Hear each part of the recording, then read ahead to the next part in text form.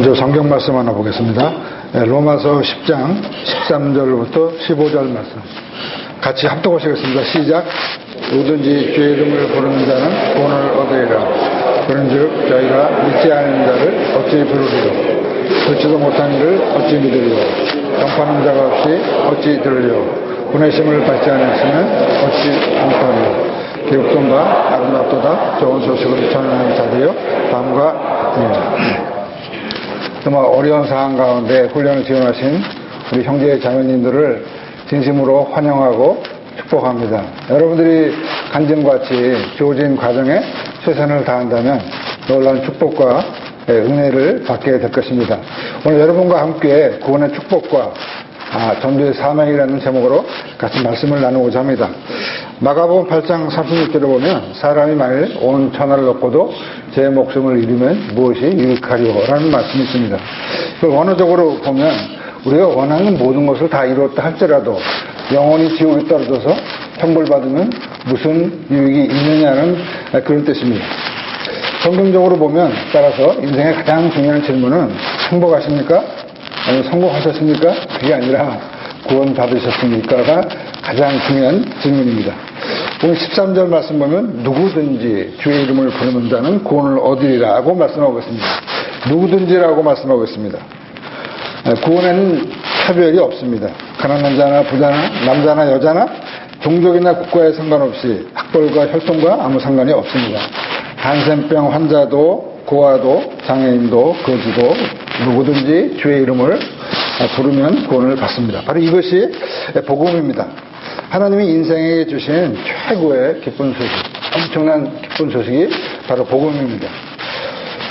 로마서 1장 2절부터 4절에 보면 이 복음에 대해서 설명하고 있습니다. 이 사도 바울은 당시에 세계 중심 도시였던 로마인들에게 이 엄청난 이 복음을 전해주기를 원했어요.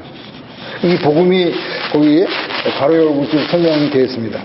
하나님이 선지자들로 말미암아 모세율법, 선지서, 시가서를 통해서 그의 아들에 관해서 성경에 미리 약속하신 것이라. 이 아들로 말하면 육신으로는 다에서 혈통에서 나셨고 성결의 영으로는 죽은 가운데서 부활하여 능력으로 하나님의 아들로 인정되셨으니 곧 우리 주 예수 그리스도 시니라. 그 괄호 안이 이제 보충 설명입니다. 복음은 기쁜 소식 굿뉴스이고 복음은 바로 복음은 예수 그리스도입니다. 근데 2절에 보면 이 복음이라고 시작되고 있는데 원어적으로 보면 또 다른 영어 성경에 보면 굿뉴스가 아니고 더 굿뉴스라고 되어 있습니다. 많은 기쁜 소식이 세상에 있지만 그 기쁜 소식 중에 하나가 아니라 유일한 기쁜 소식 더 굿뉴스라는 뜻입니다. 복음은 바로 예수 그리스도의 십자가와 부활입니다. 예수님은 십자가에 죽으시고 썩지 아니할 몸으로 신령한 몸으로 부활하심으로 예수님이 하나님의 아들이신 것과 내세가 확실히 있다는 것과 구원을 완성해 주셨습니다. 십자가에 돌아가신 분은 하나님의 아들이십니다.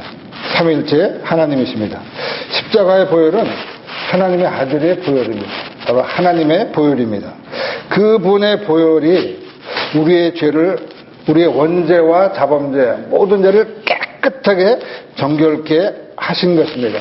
우리가 잘나서 구원받은 게 아니라 우리가 죄인 가운데 살아갈 때, 그럴 때 우리를 사랑하심으로 우리를 대신해서 죄를 담당하셨기 때문에 우리가 구원을 받은 것입니다.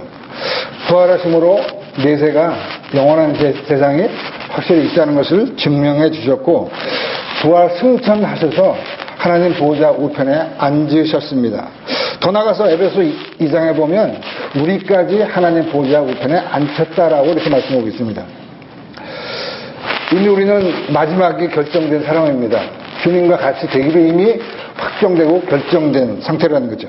우리는 승리한 삶을 사는 것입니다. 우리 남은 인생에 고통이 있든 암으로 죽든 교통사고로 죽든 우리의 마지막은 주님의 몸과 같이 이미 되었다는 것입니다. 그분은 지금도 살아계시고 우리와 함께 하십니다.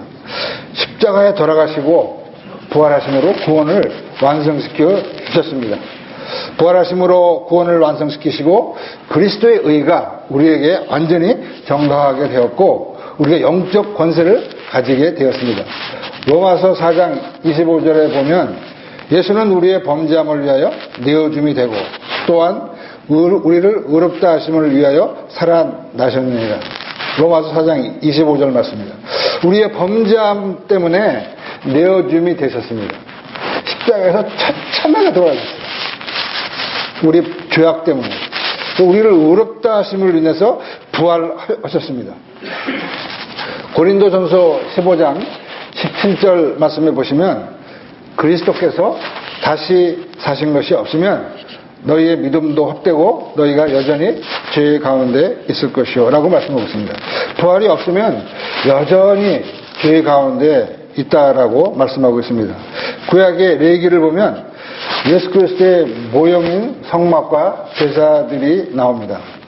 7월 10일 대속죄일 날 그날 하루만 대제사장이 지성소에 3번 들어갑니다. 첫 번째는 향을 가지고 향을 지성소에 쭉 덮기 위해서 향을 가지고 들어가고 두 번째는 대제사장 자신의 죄를 속죄하기 위해서 염소의 피를 가지고 지성소에 들어갑니다. 세 번째는 이스라엘 백성의 죄를 속죄하기 위해서 염소 2마리를 갖다 놓고 아사셀 염소 1마리에게 이스라엘 백성의 죄를 다 아사셀 염소에게 전가시키고 광야 밖으로 나가서 죽게 하고 그 1마리의 염소의 피를 가지고 지성소로 들어가서 번제단 위에 속죄 위에 피를 뿌리고 죄용서만 받습니다. 백성들은 긴장하면서 대제사장이 살아나오기를 기다립니다. 살아나오지 못하면 죄 용서 받지 못하는 것입니다. 여기에는 예수님의 부활이 예표되어 있는 것입니다. 주님은 부활하심으로 우리의 죄를 담당하시고 완성시켜 주셨습니다. 그래서 이제는 누구든지 예수님을 인격적으로 믿으면 첫째, 영생을 얻습니다. 하나님이 주신 최고의 선물, 영원한 생명입니다. 성경이 제시하는 최고의 선물, 영생입니다. 값싼 것이 아니에요. 엄청난 것입니다. 단지 우리가 깨닫지 못하고 있을 뿐입니다. IBF 박영도 목사님 항상 말씀하시죠? 영생의 가치가 얼마냐? 9천조 원 이상이다. 이렇게 말씀하고 있습니다. 성경의 시작은 창세기입니다. 원죄로 인해서 우리가 영원한 멸망을 받게 되었어요. 저주 가운데 임하게 되었습니다. 신약의 시작은 예수 그리스도입니다. 성경의 마지막이 요한계시록입니다. 새하늘과 새 땅, 거기서 주님과 함께 영원히 감당할 수 없는 기쁨 가운데 고통 없이 살게 된다는 것입니다. 두 번째, 성령을 받습니다. 사도행전 2장 38절, 베드로가 가로되 너희가 회개하여 각각 예수 그리스도의 이름으로 세례를 받고 죄사함을 얻으라. 그리하면 성령을 받으리니. 성령을 선물로 받는다라고 말씀하셨습니다. 예수님이 지상생애를 끝나시고 승천하시기 전에 제자들에게 내가 가는 것이 너에게 유익이다 이렇게 말씀하셨어요. 성령을 가르쳐 말씀하신 것입니다. 주님은 약속대로 성령님을 보내주셨습니다. 성령님은 우리 안에 내주하십니다. 인하하시고 함께 하십니다. 이곳에 함께 하십니다. 능력으로 임하십니다. 오픈하스 하십니다.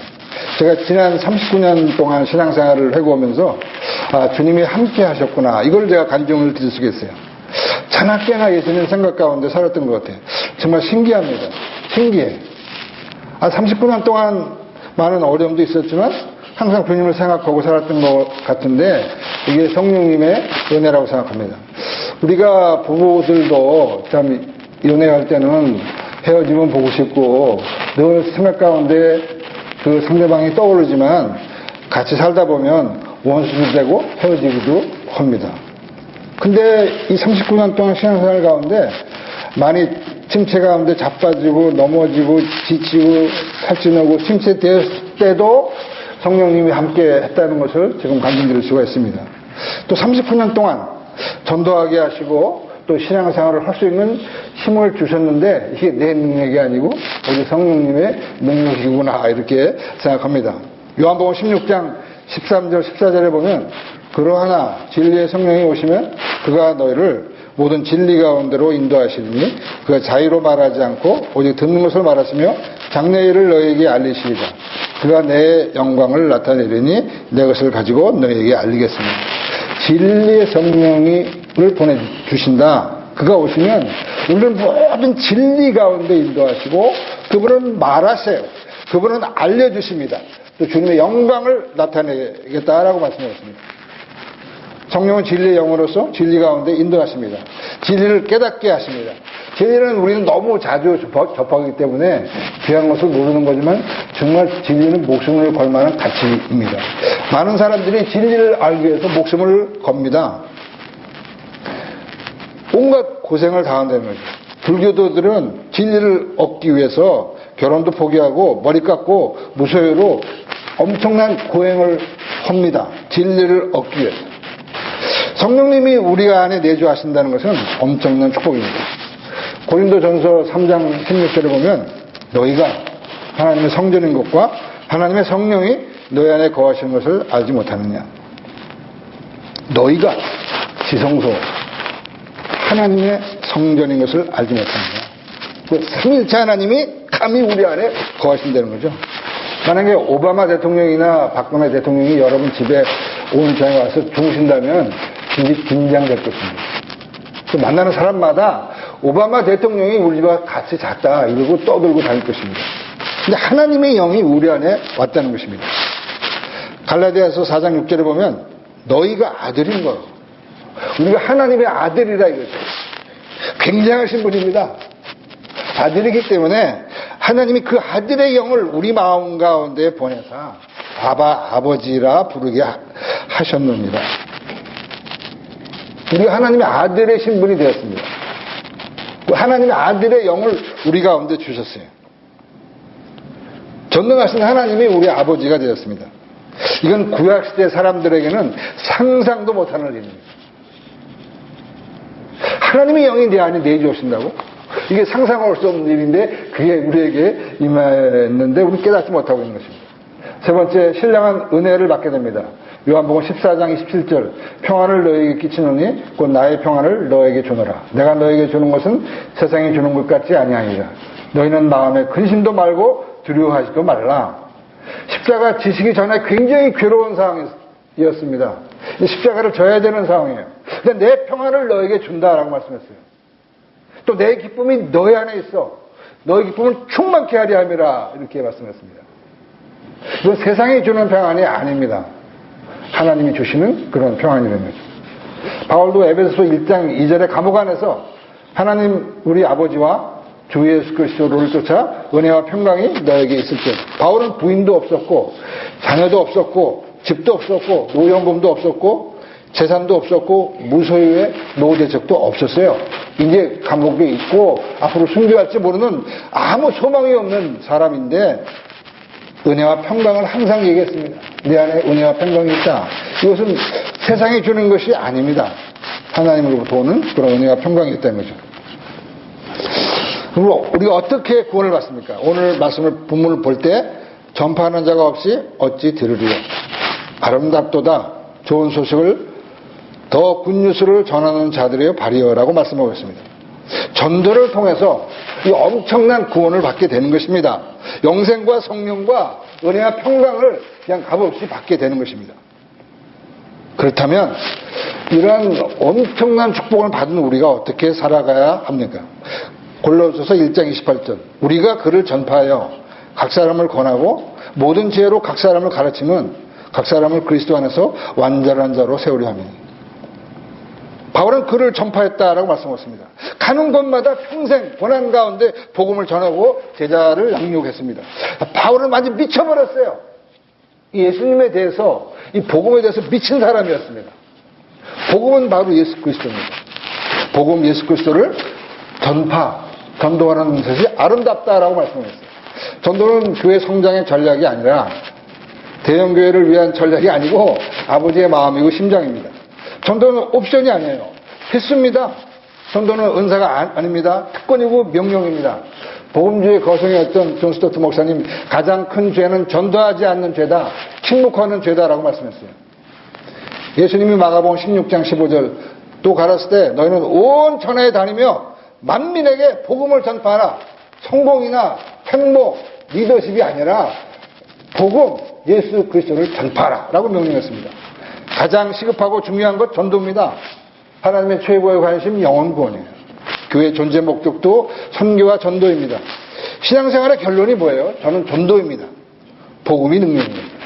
많은 사람이 거부하고 조롱하고 무시하지만 복음이 능력이에요. 이 허드슨 테일러가 15살 때 우리를 보면 중2 정도 됐을 때 중2 조책자를 통해서 다 이뤘다는 복음을 듣고 변화를 받습니다. 21살의 젊은 나이에 중국 선교사로 헌신해서 52년 동안 중국 선교의 아버지가 됩니다. 내게 수천 개의 목숨이 있다 할지라도 난 중국 복음을 위해서 헌신하겠다.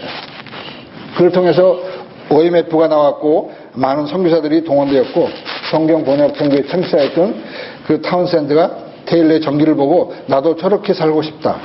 나도 저렇게 살고 싶다. 그렇게 헌신해서 2만 종족의 언어가 번역됐어요. 거의 2만 4천 종족이 번역되어 있습니다. 15짜리 중2짜리가 복음을 깨닫고 그 역사가 바뀌었는데 그 뒤에 어머니의 기도가 있었어요. 내비게이터 창시자 도슨 트로트맨은 고등학교 최종 학력에 목재상의 트럭 운전사도 했습니다.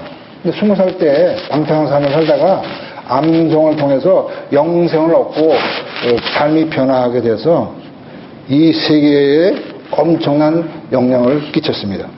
김영희 선교사, 자기 아버지가 기생집 사장이었어요. 밤 12시마다 술 먹고 들어와서 그 사냥총을 장전해가지고 안전핀을 푼 다음에 자기 엄마, 자식을 다 죽인다고 그랬어요. 날마다 고통 가운데 살아갔습니다. 절망이었어요. 그러다가 아버지가 죽고 어떻게 교회를 나갔는데 요한복음 3장 16절 말씀을 통해서 인생이 바뀌었습니다. 자기는 부모로부터 사랑받은 적이 없어요. 그런데 요한복음 3장 16절에 보니까 하나님이 자기를 사랑하세요. 왜 이만큼 사랑하냐? 목숨까지 줄 정도로. 여러분, 누가 여러분 그렇게 사랑하십니까? 100만 원도 안 줘요. 목숨은 둘째치고. 누가 여러분을 사랑합니까? 이분이 감동을 받은 거예요. 하나님은 나를 사랑을 이처럼 사랑하사 독생자를 주셨으니 이게 혁명적 변화가 일어났어요. 복음에 미쳐버렸어요. 자기 자녀를 다섯 선교사로 보내고 그리고 손에 선교단 만들어 지금도 복음에 미쳐서 살아가고 있습니다.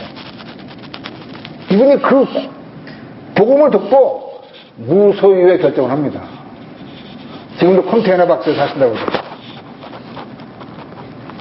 그리고 이분이 10년을 공유회 동안에 눈물 없이 예배 드린 적이 없다고 그래요. 복음 때문에. 많이 거절해도 이 반응하는 사람들은 혁명이 일어나는 것입니다. 저도 마찬가지입니다. 복음을 머리로가 아니고 가슴으로 심장으로 깨달으면 혁명적인 변화가 일어납니다. 우리는 담대하게 복음을 전해요. 그냥 선포하면 되는 거야. 안 받으면 어쩔 수 없는 거야. 그냥 담대하게 이게 능력이다. 전해요. 바울은 전도했을 뿐 아니라 제자 삼았습니다. 전도하는 것은 위대한 일입니다. 더 위대한 일은 제자 삼는 거예요. 인생의 목숨을 걸 만한 가치가 무엇입니까? 여러분은 지금까지 무엇에 목숨을 걸어왔어요? 바울에게는 전도와 제자 삼는 것이었습니다. 사도행전 20장 24절 나의 달려갈 길과 주였게 받은 사명 하나님의 은혜의 복음을 증거하는 일을 마치려면은 나의 생명을 조금도 귀한 것으로 여기지 아니하노라. 바울은 오직 복음 예수님에 미쳐 살았어요. 평생을 이거 위해서 살았다는 거죠. 다른 것은 보지 않았습니다. 그리고 내게 예수님의 흔적이 있다라고 간증하고 있어요. 여러분들 훈련을 받으시고 은혜 받으시고 탁월한 전도자, 탁월한 양육자들이 되시기를 바랍니다. 한 말씀 드리고 마치겠습니다. 골로새서 1장 29절 이를 위하여 나도 내 속에서 능력으로 역사하신 이의 역사를 따라 힘을 다하여 수고하느라. 이를 위하여 전도와 제자 삼는 것입니다. 이게 바울의 목적이었어요. 삶의 가치, 목숨 걸 만한 가치가 뭐냐? 가장 귀한 게 복음이라는 거죠. 예수 그리스도의 이름. 그걸 전도하고 그 전도를 찾는 데 목숨 걸었습니다. 이를 위하여 내 안에 성령님이 와 계시고 그분이 역사하고 계신다는 거죠. 나는 힘을 다해서 수고한다. 여러분 이 훈련 받으시면서 성령님을 인정하세요. 성령님을 신뢰하세요. 함께 하십니다. 내 안에 계십니다. 성령님을 의지하세요. 우리 힘으로 오는 게 아니야. 오직 성령의 능력입니다. 성령 충만. 또 우리가 해야 될 것은 뭐냐? 힘을 다하여. 여기 힘을 다하여란 말은 이게 올림픽 때 금메달 따기 위해서 최선을 다하는 거, 힘을 다 들이는 게 바로 힘을 다하여라는 뜻입니다. 훈련에 최선을 다하십시오. 성령의 조명 가운데 복음과 사명을 가슴과 심장으로 깨달으시기를 부탁드립니다. 훈련 받은 만큼 사용됩니다. 철저하게 훈련 받으세요. 그리고 훈련 순장들에게 순종하십시오. 순종도 훈련입니다. 기도하고 마치겠습니다. 감사하신 아버지 하나님, 정말 귀하신 분들을 보내주시면서 감사합니다.